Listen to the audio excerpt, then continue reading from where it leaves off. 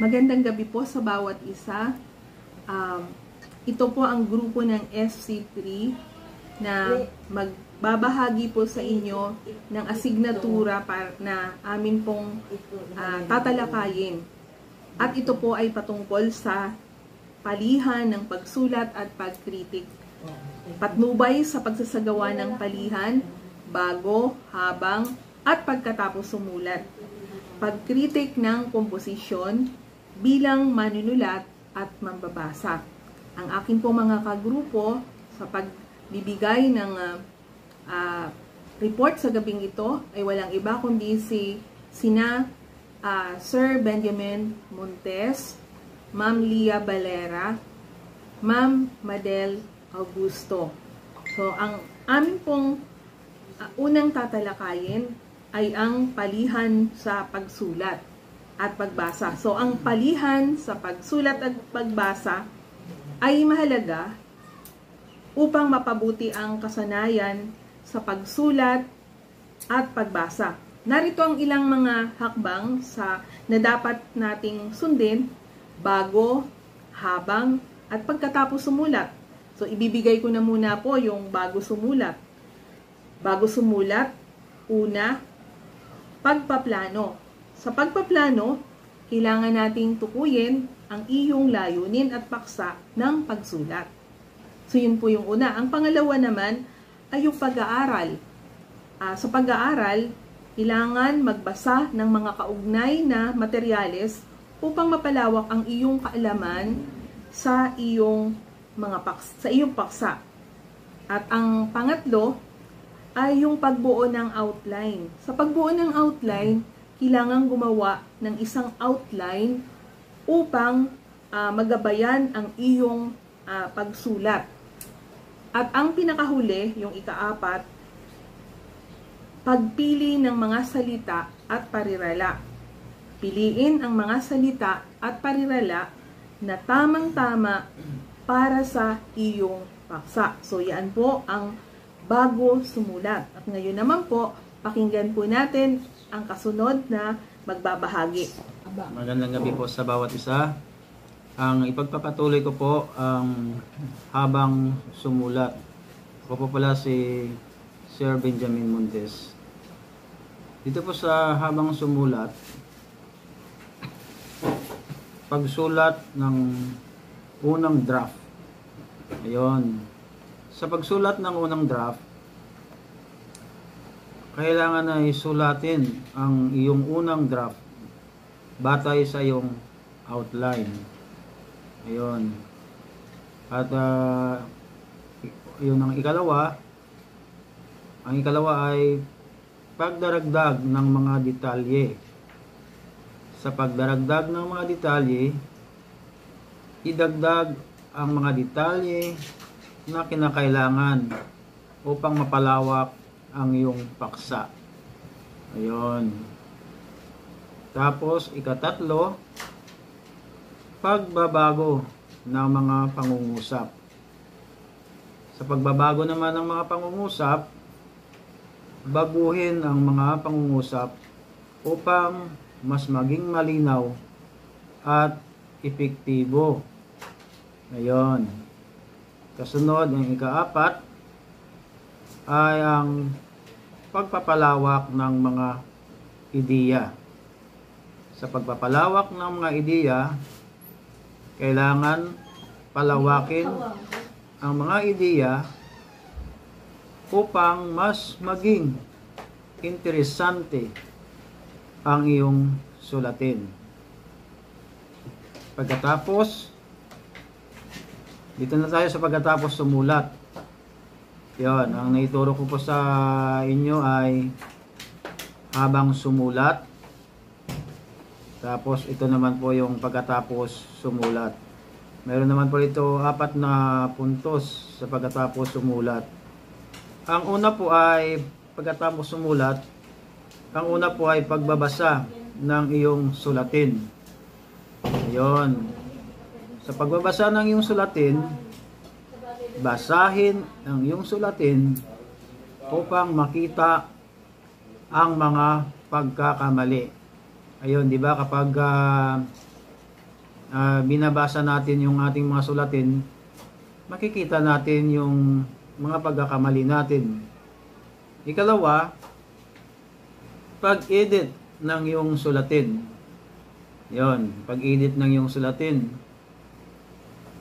I-edit ang iyong sulatin upang mas maging perfecto.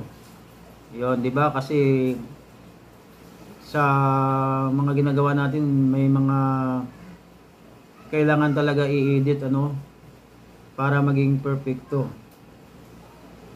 Tapos ikatatlo, pagpapalawak ng mga ideya. Kailangan talaga natin ito, na kailangan natin palawakin ang ating mga ideya. Sabi nga ay palawakin ang mga ideya upang mas maging interesante ang iyong sulatin. So kailangan talaga palawakin natin para maging mas interesante ang mga sulatin. At ikaapat at panghuli, pagpapakita ng iyong sulatin. Ayun, pagkatapos na isinulat natin, kailangan natin ito ipakita. Paano gagawin natin? Sabi nga po ay, ipakita ang iyong sulatin sa ibang tao upang makakuha ng mga puna at suhestyon. So kung may kasama ka sa bahay siguro, pwede mo rin po ipakita yon sa kanila para sabi nga makuha at ang mayroon pong mga puna doon at sila po ay magbibigay ng suhestyon. Yon. Kaya tandaan po natin sa mga nabanggit na mga sinabi namin, sabi nga po ay sa pamagitan ng pagsunod sa mga hakbang na ito. Ano po ang mangyayari kapag sinunod natin yung mga hakbang na ito? Makakapagpabuti ka ng iyong kasanayan. Makapagpabuti ka ng iyong kasanayan sa pagsulat at pagbasa. At makakapagbigay ka ng mas mahusay na sulatin. Thank you very much. Ngayon naman po ay pakinggan po natin ang maghahatid patungkol sa pagkritik. Magandang hapon po sa ating lahat, lalo na po sa ating guro, si Binibining Marilyn Lincalio. At ito naman po ang aking iuulat, pagkritik ng mga komposisyon bilang manunulat at mambabasa. Ang pagkritik ng mga komposisyon bilang manunulat at mambabasa ay isang mahalagang proseso upang mapabuti ang iyong kasanayan sa pagsulat at pagbasa. Narito ang ilang mga hakbang at mga tanong na dapat mong isipin kapag nagkakritik ng mga komposisyon bilang manunulat. Una, pagtingin sa nilalaman. Ano ang mensahe ng komposisyon? Ano ang ideya na ipinapakita? Ikalawa, pagtingin sa estruktura. Paano ang pagkakaayos ng mga pangungusap at mga parirala? Mayroon bang mga bahagi na dapat baguhin?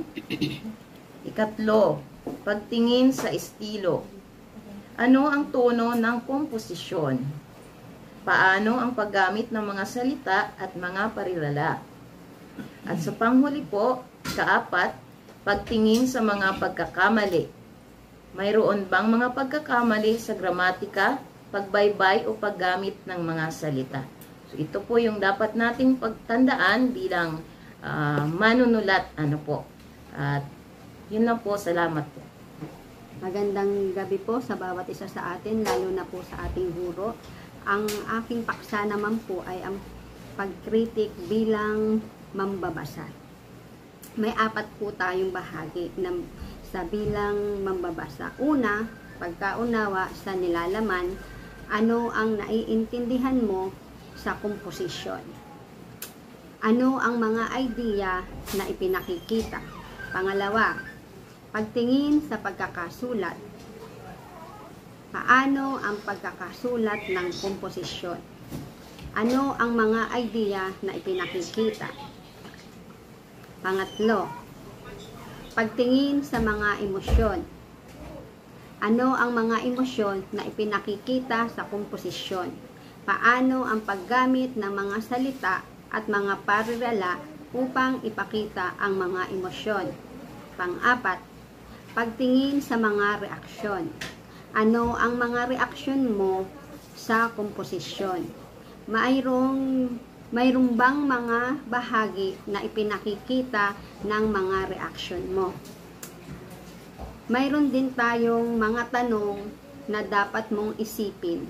Una, ano ang mga katangian ng isang mahusay na komposisyon? Pangalawa, paano ang pagkakasulat ng komposisyon ay nakakaapekto sa pagkaunawa mo sa nilalaman? Pangtatlo, ano ang mga pagkakamali na karaniwang nagagawa sa pagsulat ng komposisyon? Pang-apat, paano ang pag-critic ng mga komposisyon ay nakakatulong sa pagpapakabuti ng isang kasanayan sa pagsulat at pagbasa? Sa pamamagitan ng pag-critic ng mga komposisyon bilang manunulat at mambabasa, mapapabuti ka ng inyong kasanayan sa pagsulat at pagbasa at pagbibigay ng mas mahusay na komposisyon sa hinaharap kapag nalaman mo ang apat na ito. Maraming salamat po. Natapos na po kami sa amin pong ibinahagi sa inyo ang patungkol po sa palihan, sa pagsulat at pagkritik. So, sa amin pong minamahal na guro, naririto po. Nawa po ay inyong nagustuhan at naunawaan, kasama po ng amin pong mga kamag-aaral. So, na ito po yung 4 na grupo. Maraming salamat po. God bless you.